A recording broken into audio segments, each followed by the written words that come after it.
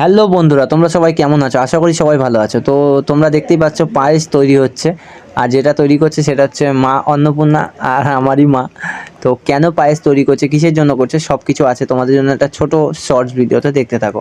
তো পায়েসটা মা রান্না করার পরে পায়েসটা আমার হাতে দিয়েছিল, সত্যি খুবই ভালো খেতে হয়েছিল, পায়েসটা মাখা মাখা হয়েছিল। তো এই দেখছো ভাতের থালা আর মাছ, 5 রকম ভাজা ভাত। তো এইটা হচ্ছে আমার নিজের দাদা, আর দাদার হচ্ছে আজকে জন্মদিন। তো সবাই দাদাকে একটু আশীর্বাদ করো, আর দাদার জন্য কমেন্ট করতে ভুলো না হ্যাপি বার্থডে। তো মা দাদাকে নিজের হাতে খাইয়ে দিচ্ছিল এখানে। আমি একটা ছোট্ট ব্লগের মাধ্যমে ভিডিওটা করেছি, কেননা আমার টাইম ছিল না, কেন আমি দোকান খুলতে যাব, দাদার কাছ থেকে এসেছিলো। তো আমার যখন এসেছিলো তখন আমার দোকান খুলতে যাওয়ার টাইম হয়ে গেছিলো।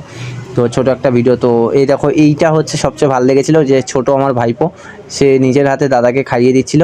তো ভিডিওটা যদি সত্যি ভালো লেগে থাকে লাইক করবে, কমেন্ট